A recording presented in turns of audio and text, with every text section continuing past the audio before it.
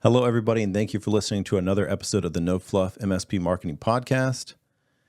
So today we're going to be covering a co-managed sales presentation. This is the co-managed sales presentation that is on MSP Camp, but what I'm going to do is both show people how to use the presentation, but in that, I'm going to make sure I make it where it's audio friendly and you can glean understanding of how I presented to co-managed prospects. And hopefully I can kind of walk the fine line between showing a presentation, how to use it, and also teaching how to do these without necessarily seeing the presentation, if that makes sense. Because one, I know a lot of people listen, they don't actually watch a video, and this is a video. And two, not every listener is an MSP Camp member, and I still want to make sure you get the value of knowing how to give a co-managed presentation. So hopefully I can pull that off. We will see. Real quick, before we dive in, there's a couple of things around co-managed I want to cover. One, if you've listened to the podcast, you know I'm a huge proponent of co-managed. They're one of the best relationships. I think it's only going to grow in the coming years. I don't think it's a market that's going to get smaller. I think it's a market that's going to get larger as IT gets more and more complicated. Even if you have an IT guy at your company because it's large, you need some direction. You need some cybersecurity expertise. You need an MSP unless you really have a massive IT budget and can hire that all in-house. So co-managed really is just going to continue to grow. We loved co-managed. There were some nuances around co-managed, of course, as we're going to cover in this, that you do have to be aware of and you need to be thoughtful of. But overall, they were our best relationships. They were the most profitable. They approved the biggest projects, and they're extremely sticky because larger companies do not move all the time. Especially our kind of government co-managed. Those were phenomenal. Like they were rock solid. So that's my first point before we get going. And then the second one is sometimes the internal IT can be a pain in the ass, right? Like we know it. That's probably why if you don't currently do co-manage, why you may have avoided co-manage, because yes, that is an inevitability. Just like sometimes employees are a pain in the ass and sometimes there's always going to be exceptions, right? And we need to just be okay with that. And it's the reason you have to, and this is a kind of no exceptions rule, you have to build rapport with the top executive at the company. You have to. So if you're in co-manage, you need to build a really good rapport with the in-house IT or the IT director. As you obviously know, there could be a different persona depending on what the co-managed is. But in addition to that, you have to build a rapport with the executive because you need to be their technical liaison.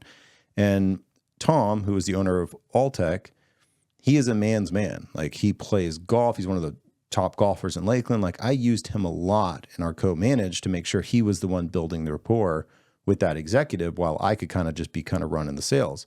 Now, further into my career, I was also the one running the rapport with the executive, but depending on your role, you may not be the one building the rapport with the executive, but making sure that is happening is so imperative because there's times the IT director is going to be heading them off a cliff, and we need to be able to be stern enough to say, we need to course correct here. So just wanted to cover those 2 points. I have to before we go into this presentation because there are more nuances to co-managed than regular managed services, for sure.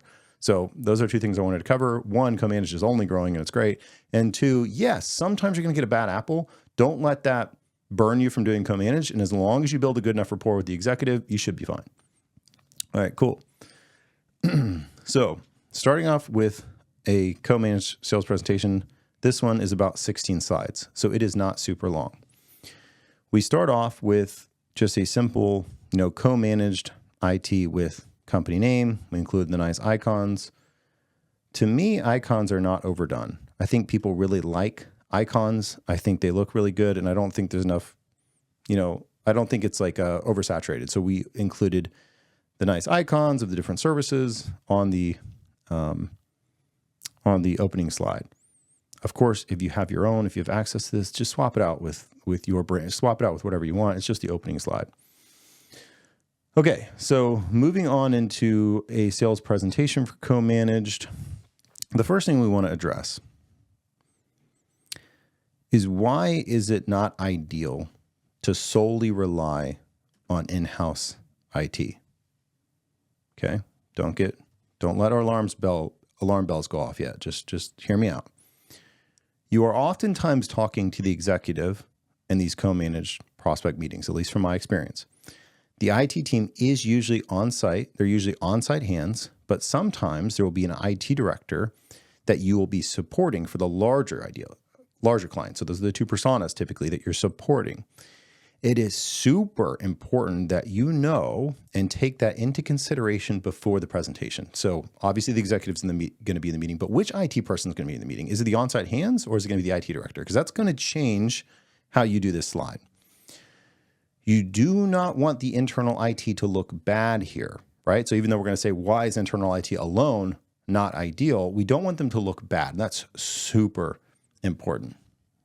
You want them to agree. For instance, when you mention keeping up with the technology, one of the points on this page, you're going to say, you can say something like, we have an entire team of people to keep up with this. And it's still challenging for, any IT team. It's impossible for someone to know everything, and it's not fair to that person to expect that. Can we all agree on that? Right? So you want buy-in, saying like, look, some of these points, there's only 4 points in this slide, and it's just they're the real tangible points, no fluffy stuff as to why it's not ideal to just have in-house, and you need to say it in a way that can get buy-in from both the executive and the IT person. Yeah, that's a hard thing to do. That's why a lot of it is how you phrase. So you need to prepare before you go into the meeting. But I 100% think to start off the presentation, we need to address the fact that it's not ideal to rely specifically on solely in-house when you're 50 plus users. Okay. Whether you agree with me here or not, it is important that we address these two things. Otherwise, it's like, what's the point of co-manage? So the slide after that, after we just said, hey, why is it tough to rely solely on in-house in a way that's not getting them on the defense, more of a way of like, yeah, I would like to go on a vacation, not have to check my phone.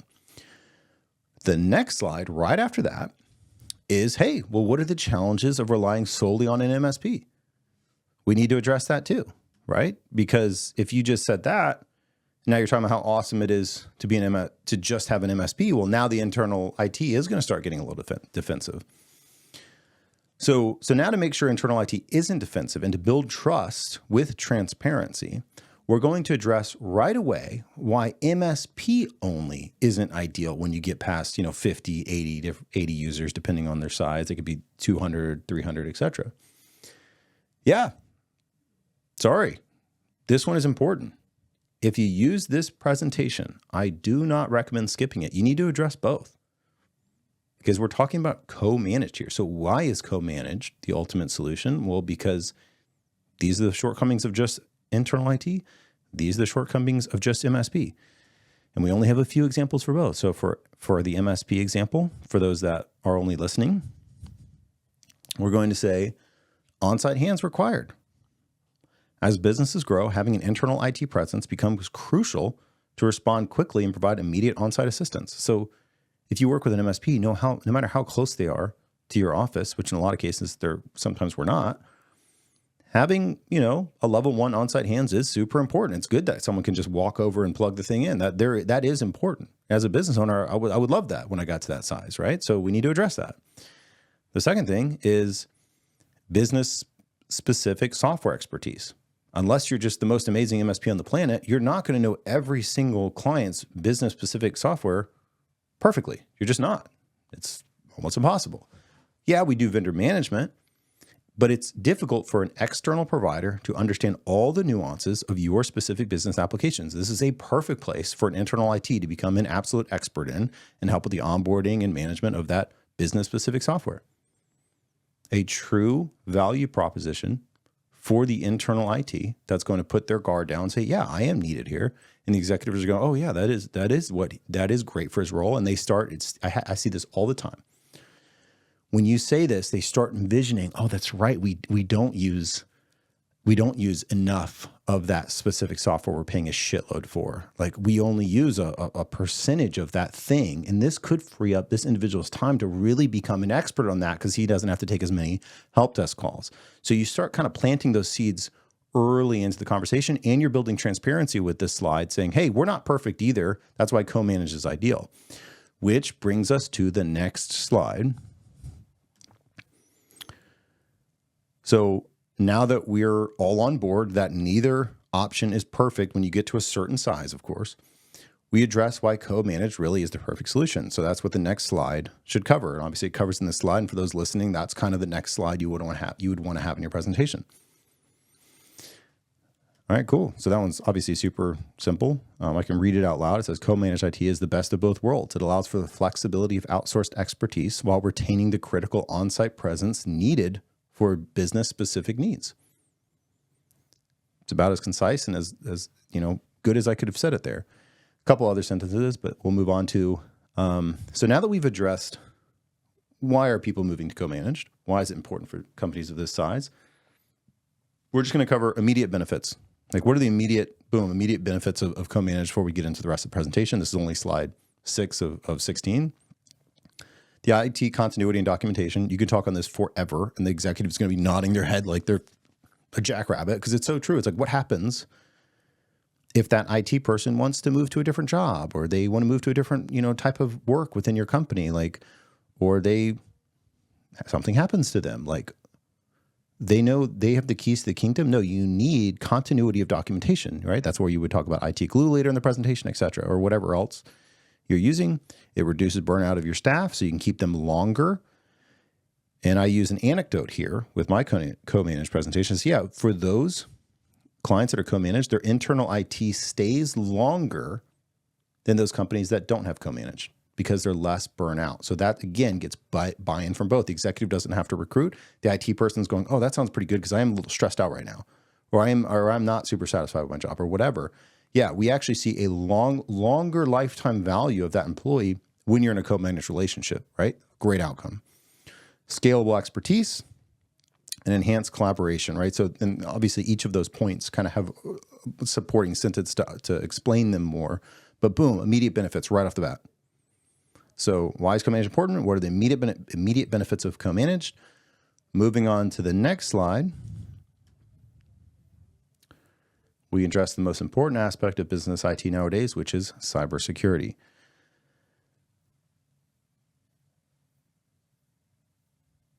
You need to change this, however you please, but cybersecurity is so important. We need just a quick slide on it. You might talk about MDR here. You might talk about your dedicated cybersecurity professional. There's a lot of things we could talk about on the cybersecurity slide, but we need to include it right after the immediate benefits. It's almost like a separate thing, which is why it's on a separate slide. Obviously, it's a benefit, but it's a benefit that needs its own kind of light. All right, cool. I'm going to take a quick pause real quick. I'm going to get some water. I hope you guys are excited. I hope you guys are getting something out of this. I know this is a bit of a marathon. It's a dense topic, but let's keep going, because this next slide was gold. All right. We used to call this the toolbox at Alltech, and so I don't recommend skipping this slide. This would be slide 8. Co-managed is your IT toolbox. And stick with me. This is going to be one of the most dense slides, so just stick with me, because you really need to understand the point I'm trying to get across on this slide. So, and I hope it makes sense, because this was gold for us. I do got to do some reading on this one. Sorry. This slide was always gold when I was presenting. We were super specific. We literally said the tools: Automate, IT Glue, Screen Connect, ConnectWise Manage.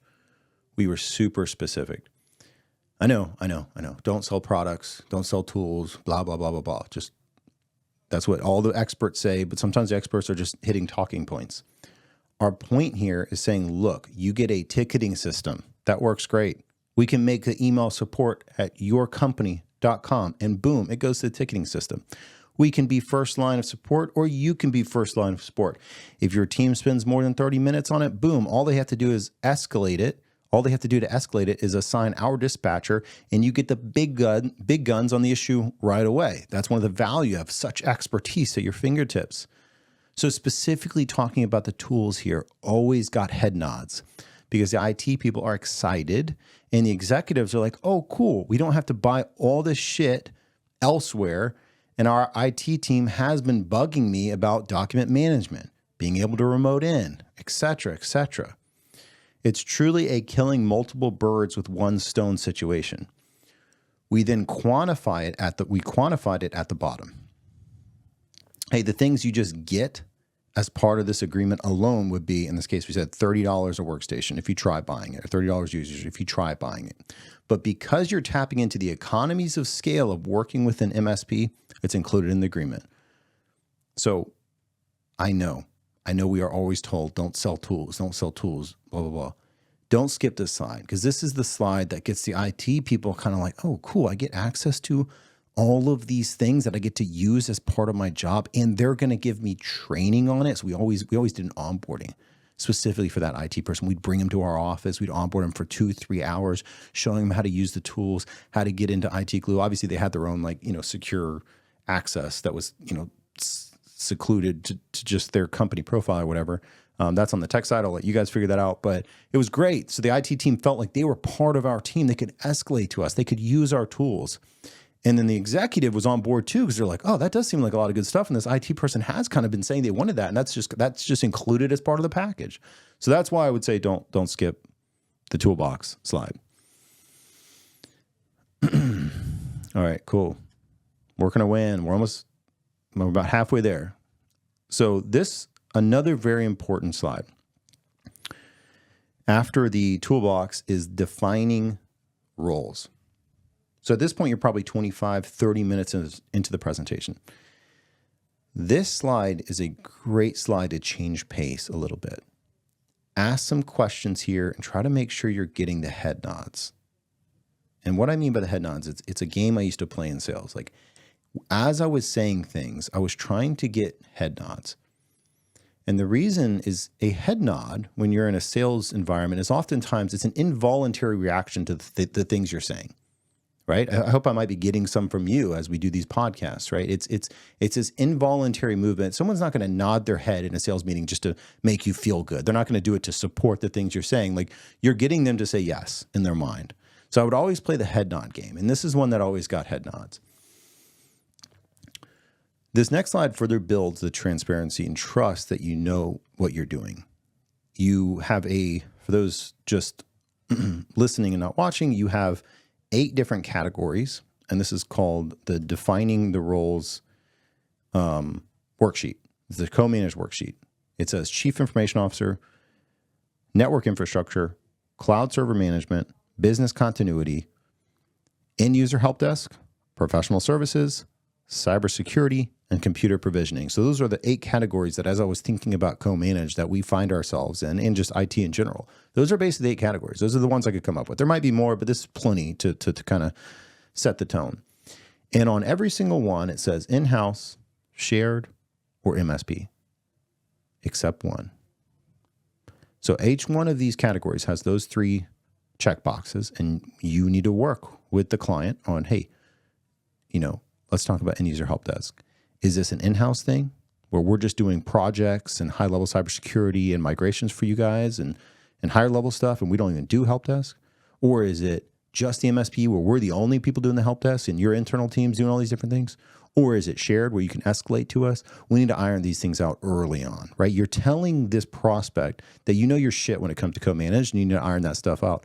And hey, if this presentation is going well with them, you might want to do it right then on the call with them. Start getting buy-in immediately.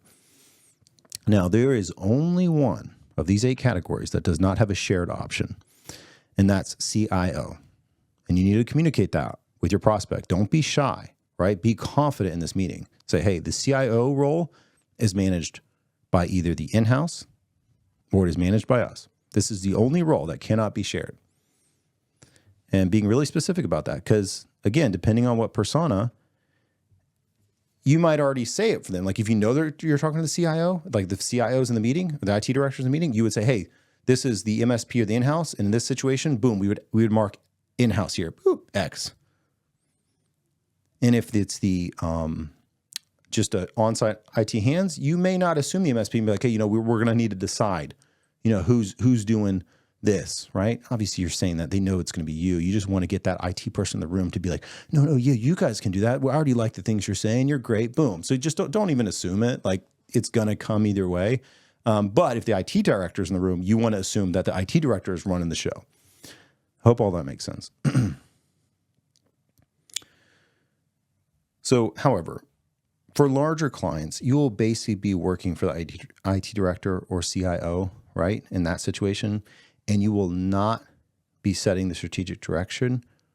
But in those situations, from my experience, the CIO is usually very, very, very, very open to your direction. So this still works out really well. Yeah, he's the CIO. Yeah, he's driving the strategic vision.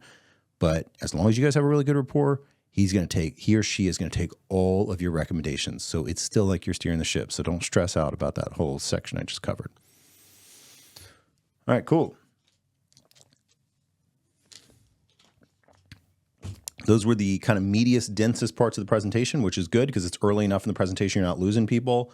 And the rest of them are kind of a little more exciting. I mean, those are both really, really great slides, but they are just a little denser. All right, moving on. Next page literally lists like all of the benefits, right? So we have literally, I think it's like 25 different things here. So this is everything on your service tier. We lay it out here as specific benefits you receive with our team. So we covered high-level outcome benefits. We covered cybersecurity, we covered escalation, we covered toolbox, but now we're kind of just listing like, hey, if that wasn't enough, like, the old Billy Mays like, but wait, there's more. But you're obviously not going to say that.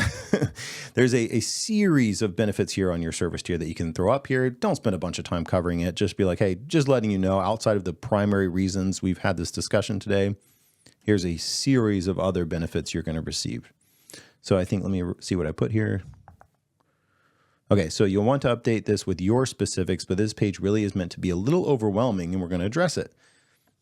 The key reason you're working with us is X, to support your internal team, to keep up with the latest cybersecurity best practices, et cetera, et cetera. The main point or two that they have reached out to you about, right? You're going to know what to say here. I don't need to tell you what to say there, but just a point.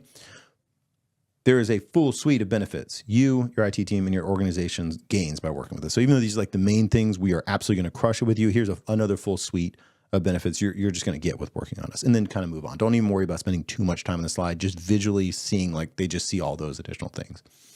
All right. Moving on. I hope I have not lost you. So next slide covers single point of contact. The point of this slide, so it shows, I guess for those just listening, let me kind of explain it a little bit. It shows a series of other things that fall a little bit outside of managed services, right?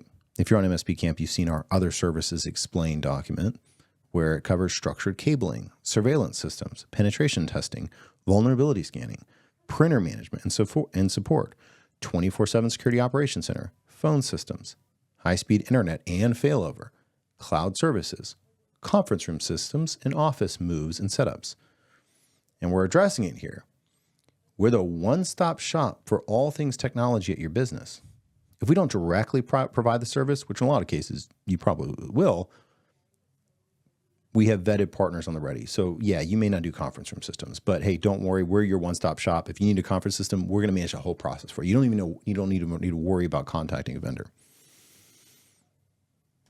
So that's what we talk about here. The point of this slide is to drive home the efficiency gained by having a single point of contact. They really like that. And almost every business is sick of all the portals and vendors. Be their efficiency gain. Be their single pane of glass, even if it's a little more of a pain in the ass. So that's so funny. Be their single pane of glass, even if it's a little more of a pain in their ass, a pain in your ass, because it will be that competitive differentiator. All right, cool. So we are coming up on the end. I'm hoping that for those using the presentation, you understand how to use this. For those listening that aren't planning on using this presentation, you can just understand how I would talk to co-manage some of these specific talking points. I really, really hope this is helpful. Moving on.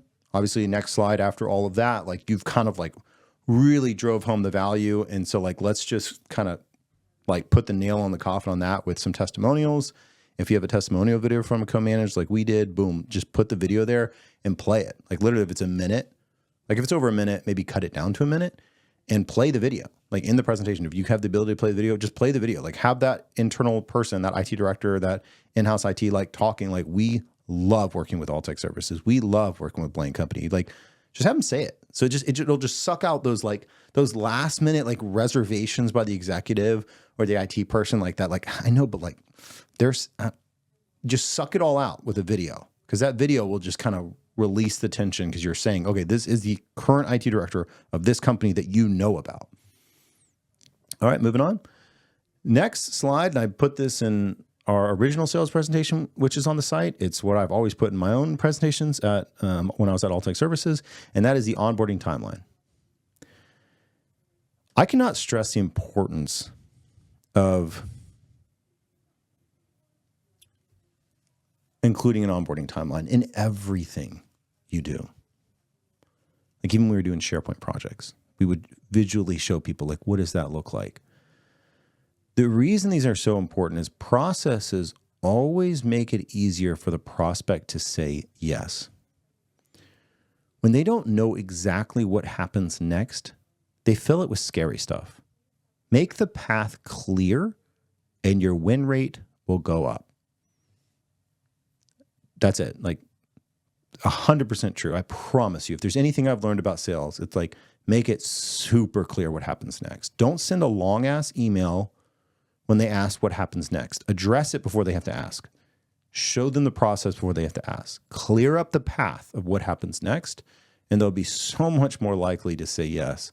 So in this situation, obviously we have an example onboarding timeline, initial consultation and system assessment, documentation and knowledge transfer, tool setup and training for in-house teams, and go live and continuous support. That's very similar to how our onboarding was, and here's a template you can use. So at this point, they're pretty bought in. Like they just saw a test. They really liked the explanation of co-manage. They really liked the benefits and tools they get out of co-manage. They still had some reservations. You hit them with both the testimonial video and the process. So now they're feeling bought in. They're feeling their mind was at ease with the testimonial video. Now they know what happens next with the process. So like, how do we wrap this thing up? Like you've got them on a really good mental train of thought here, and they're starting to get some head nods and buy-in. So like, what are the next things to kind of drive this thing home? And that'd be the KPIs and performance tracking. That's going to change for everybody. In this case, we include service level agreements. Like what are our service level agreements for you? So like you can know that you're going to be in a really good spot. And then what is our regular reporting? Are we doing monthly reporting? Are we doing quarterly reporting? Like what should they expect after they sign on outside of, hey, here's a list of benefits we're never going to do from you. It's like, no, here's the specific performance tracking that we're going to keep ourselves accountable on and you're going to get reporting on. Super important, because that just drives home like you can trust us.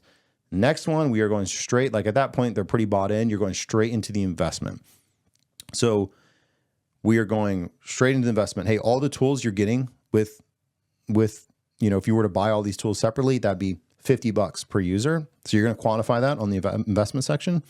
All of the services that you're getting, we charge $200 per user for. So the final price is $250 per user. And then this is what you're going to do to get the final buy-in. And I just recommend doing that. You don't have to do this, but this is what I would do. Or excuse me, this is what I did, is I put a slash on that 250 and I would say, hey, because you're co-managed, you get a co-managed credit of $150 per user or whatever it is. Like these numbers can change. It's based on whatever you want, but make it a significant change from what your per user number would be without co-managed and what it is with co-managed. And I hear a lot of people online, like I see on Reddit and stuff, it's like, hey, what if there's 100 users and they have internal IT? And literally I've heard advice like, oh, well, if they have internal IT, it makes it harder, so I'd crank the price up. Or I hear, hey, my per user is my per user, so it's the same. Listen, I promise you, based on 8 years of experience and a ton of co-managed clients, they are way more profitable if this is done right. And you do not have to charge the same per user as you would as if you're the full IT support. I promise you that. Now, you don't have to take that recommendation. You don't have to do anything with that. You can keep the price exactly as it is and you can still sell deals. I'm just saying how we did it. And I'm just letting you know that even as we provided a co-managed credit, still our most profitable clients. So you quantify all of the tools and all the services they're getting. You put a big price there, which would be a legitimate price. And then you provide a co-managed credit. There's a couple things that does. One, it shows how much value they're getting for much less than the total quantified value. But two, it does another thing. It's saying, hey, we need you to keep your in-house IT person. Because if you get rid of your in-house IT person, your price could actually be significantly higher. Could be significantly higher if you rely on just us instead of us and an IT person. That's the last trust building for you and that IT person. Now, the executive's happy because it looks like, they're getting a pretty good deal, but that was this is your kind of nod to that human, that man or woman or whatever. Like, I need you. Like, I need your help with this, and I'm here to help you too. All right, we're coming up on the end here. So the last thing is a guarantee. You can put whatever guarantee you want here. I definitely recommend having a guarantee. If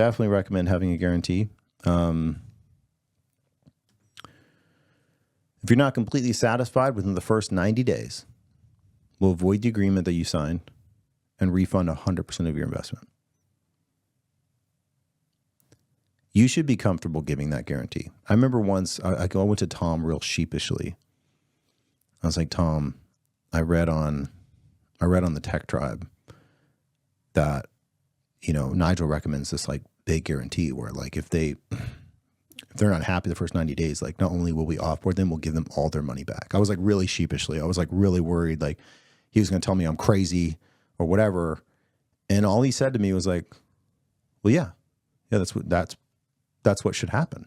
Like if we failed in those 90 days, like that is what should happen. And I was like blown away because Tom's very like fiscally conservative and he's very like old school. So like when he said that, I was like, great. So you should have no problem with this. So I would recommend having a really strong guarantee because that will be the final kind of seal. In fact, it's funny, Steven actually made this look like a seal, which I like, not the animal, like a stamped seal. So yeah, I really like that he did that. I think it could potentially drive the metaphor home. Like if they're already like nodding their head and they see the seal, they're like, done, let's do this. Hopefully, we'll see. All right, cool. And then the last thing at the end of the presentation, if you've been listening to this podcast for any amount of time, you know how we roll. We sell with content almost always. I use content in nurturing. I use content in sales meetings. I use content in follow-up. I use content to try and wedge between them and their current MSP. I use content to everything. So at the end of this presentation, you know what we're going to end with? Content. So this ebook is called 10 Questions to Ask a Potential Co-Managed IT Firm. If you're an MSP Camp member, obviously you got this. If you're not an MSP Camp member, just make sure you bring some type of collateral with you, some type of ebook, something with you. So at the end of the presentation, it's like, hey, if you still have questions after all this, of course you call me, email me anytime. But also I have this here for you that I want to leave behind and I want you to kind of review it. And in this situation, it's questions to ask a potential co-managed firm. And those questions are not easy. So they might review these questions with you right after this presentation, which would actually be great. But just make sure you prepare because these are not easy questions. They're not softball like, why should I work with X company? No, it's like, hey, like they're pretty tough questions. So just make sure you're prepared because that's how true value is delivered, right? Like we don't want to have 10 questions as to why you should work with our IT company. That'd be stupid. It's like, hey, these are actually 10 really good questions you should ask us and every other firm that you interview. That's where true value is. And that's how you continue to build that trust and transparency. So that's what we're going to end with. And they're going to have that. And then we're going to wrap up the presentation at that point. So if done correctly, I think this should really help you close more co-managed deals.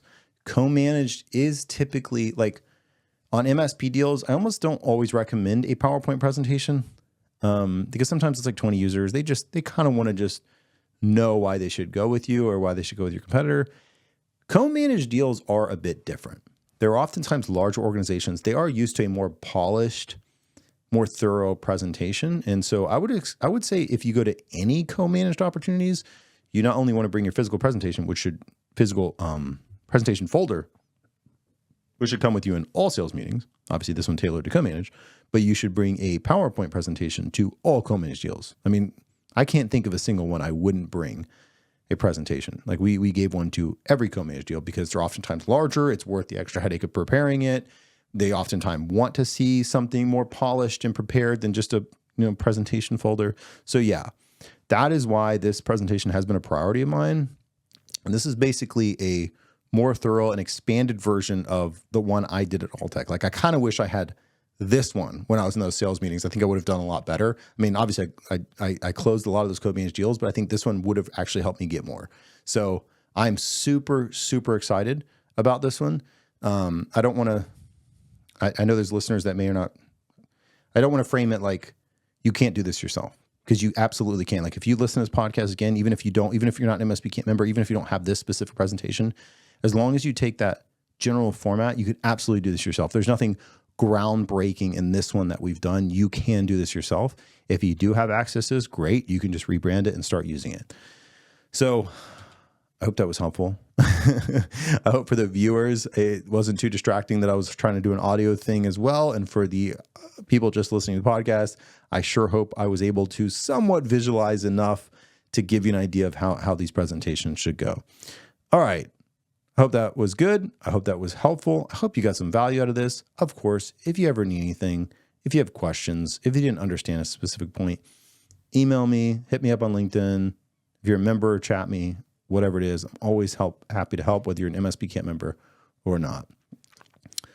Cool. I know that was a bit of a marathon. If you're still listening, good for you. You're awesome.